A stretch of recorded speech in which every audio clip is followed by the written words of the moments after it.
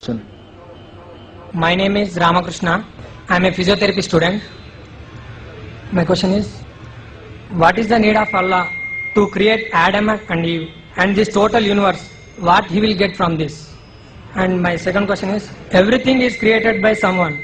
So even God must have been created by someone. What is the meaning of Allah? Brothers asked three questions. The first question, why did God create Adam and Eve and what was his reason to create all this world and humankind?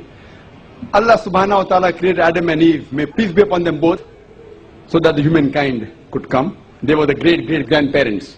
Allah says in Surah Hujurat, chapter number 49, verse number 13, Ya ayyuhan nasu inna khalaqnakum min zakrin wa unsa wa ja'alnakum shu'uban wa qaba'ila lita'arafu. Inna akramakum indallahi atqakum innallaha alimun khabir. O humankind, we have created you from a single pair of male and female and have divided you into nations and tribes so that you may recognize each other, not that you may despise each other. And the most honored in the sight of Almighty God is the person who has taqwa. The criteria to judge any human being, it is not wealth, it's not color, it's not caste, it's not creed, it is taqwa, it is God consciousness, it is righteousness, it is piety. So Adam and Eve, peace be upon them both, they were our great-great-grandparents, of yours also and of mine also, all humankind. Therefore I call you a brother. We are brothers in humanity. Allah says, Ya ayyuhan nas, O humankind. And Allah says in Surah Isra chapter number 17, verse number 70, وَلَقَدْ كَرَّمْنَا بَنِي آدَمَ. Almighty God has honored all the children of Adam. Whether they are born in India, USA, UK, born in a Hindu family, or a Muslim family, or a Christian family, Allah says He has honored all the Bani Adam. If you are a human being, Allah has honored you. Whether your name is Zakir, Abdullah, Ramu, Shankar, if you are born as a human being, Allah has honored you. Now coming to the question, why has Almighty God created human beings?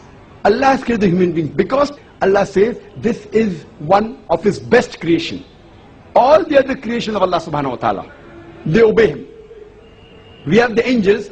Whatever Almighty God says, the angels obey Him directly. They have no free will. The human beings is the creation of Allah subhanahu wa ta'ala, which has a free will. We can either obey Him or disobey Him. So Allah has created such a creation.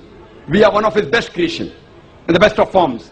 But we have a choice of either obeying God or disobeying God. If we obey God, we will go to Jannah, we will go to Swarg, we will go to heaven. If we disobey Him, we will go to hell, we will go to Nark.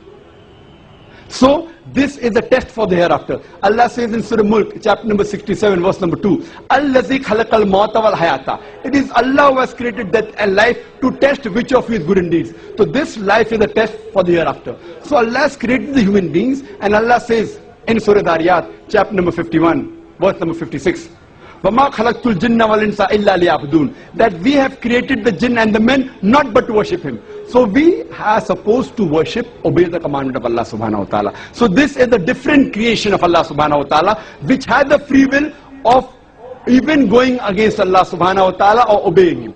All the other things, the stars, the trees, the mountains, the Quran says they do sajda to Allah subhanahu wa ta'ala, they prostrate to Him, they obey Him. We have a free will. Now when Allah has given a free will, with the free will if we obey Him, we become higher than the angels. With the free will if we disobey Him, we become the partners of the devil. So He's created us for the test for the hereafter. Coming to your second question. Everything has a creator. Who created? God. If anyone says everything has a creator, it is a wrong statement. Every created thing has a creator. The definition of God is He is uncreated. The moment you say who created God, He is not God. The definition of God is He is uncreated. Suppose a person comes and asks you, that brother, my friend John, he was admitted in the hospital. He gave birth to a child. Can you guess, was it a girl or a boy? Can you guess? Try it out. Guess? Can't guess. Why? Can you on the microphone? Can you guess, was it a girl or a boy? Huh? See, brother John, he was admitted in the hospital. He gave birth to a child. Was it a girl or a boy? Can you guess? A 50% chance? Girl or boy? People are laughing. Why? Can you guess? Can't guess. Why? Even if you guess, can you get the answer right? Okay, can you guess? I'll give you two chances. Was it a girl or a boy? Try it out. Girl. Brother, can a man give birth to a child? There you made a mistake. Same way you made a mistake by asking who created God. A man cannot give birth to a child. So where's the question of it being girl or a boy? See, now you understood. Now that's good, brother. So it was a man cannot give birth to a child. So where's the question of a girl or a boy? So when you're asking who created God, God by definition, Allah by definition is uncreated. The moment you say who created Allah, He's not Allah. وَلَمْ يَكُنْ لَهُ كُفُوًا أَحَدٌ. There's nothing like Him. Coming to your last part of the question. Who is Allah? Who is Allah? The best definition I can give you is quote to you Surah Ikhlas. Chapter number 112, verse number 1 to 4. It's mentioned in the Quran. Kul huwallahu ahad. Say He's Allah one and only. Allahu samad. Allah the absolute eternal. Lam yalid wa lam yulad. He begets not nor is he begotten. Walam yakul lahu kufuwan ahad. There's nothing like Him. This is the four-line definition of Allah subhanahu wa ta'ala. Any human being, any person says so and so candidate is God. If that candidate fits in this four-line definition, we Muslims have got no objection in accepting that candidate as God. Four-line definition. This is the litmus test for theology, for the study of God. First is Kul huwallahu ahad. Say He's Allah one and only.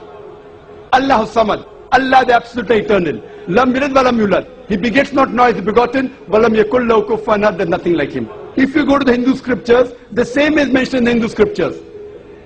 Kul huwallahu ahad is mentioned if you read Chandogya Upanishad, chapter number 6, section number 2, verse number 1. Ikkam evidityam. God is only one without a second. Second test. Allahu samad. Allah the absolute eternal. Bhagavad Gita chapter number 10, verse number 3 says, I am known as the Lord of all the worlds, the unbegotten, the beginningless. Third test, Lam yalid wa lam yulad. He begets not nor is begotten. It's mentioned in the Shvetashvatara Upanishad, chapter number 6, verse number 9. Nachasya kasij, janita na chadipa. Of Him there are no lords. He has got no parents. Almighty God has got no father. He has got no mother.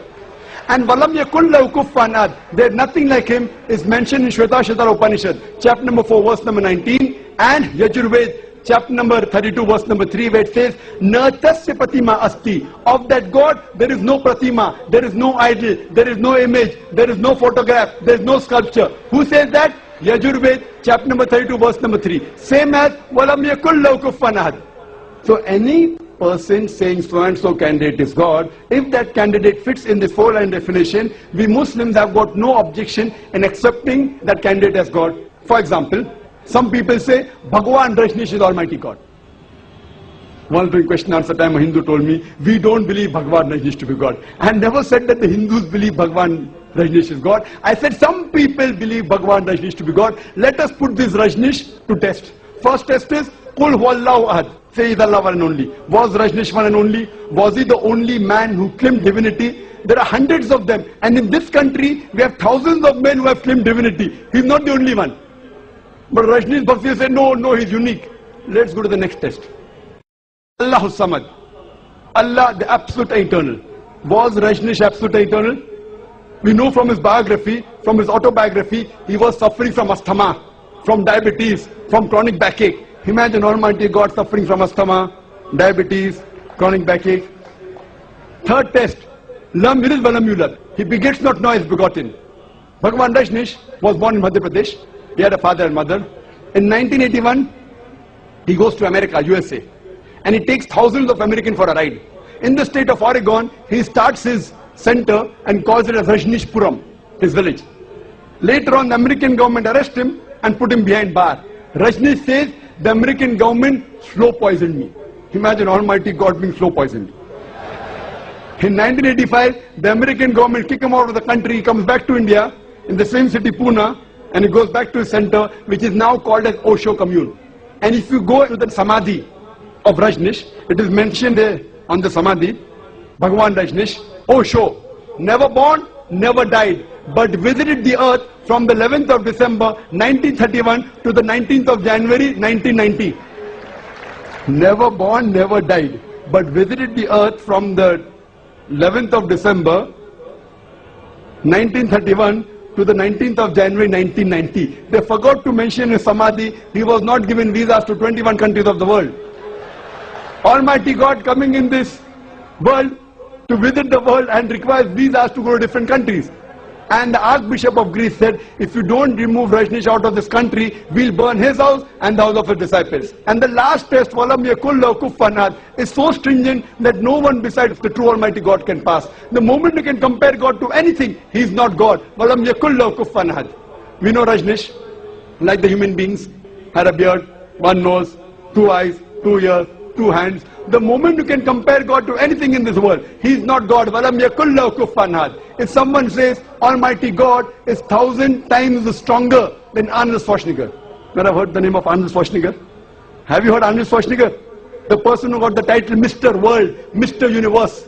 The strongest man in the world, the strongest man in the universe. The moment you can compare God to anyone, whether it be Arnold Schwarzenegger, whether it be Dara Singh, whether it be King Kong, whether it be 1,000 times or 1,000,000 times. The moment you can compare God to anything in this world, he is not God. Walam yakul lahu kufuwan ahad. There is nothing like him. So this is a 4-line definition of Allah subhanahu wa ta'ala given in the Quran. Whichever God you are worshipping, brother, put that God to the test of Surah Ikhlas. If that God passes, that is the true God. Otherwise, it's a fake God.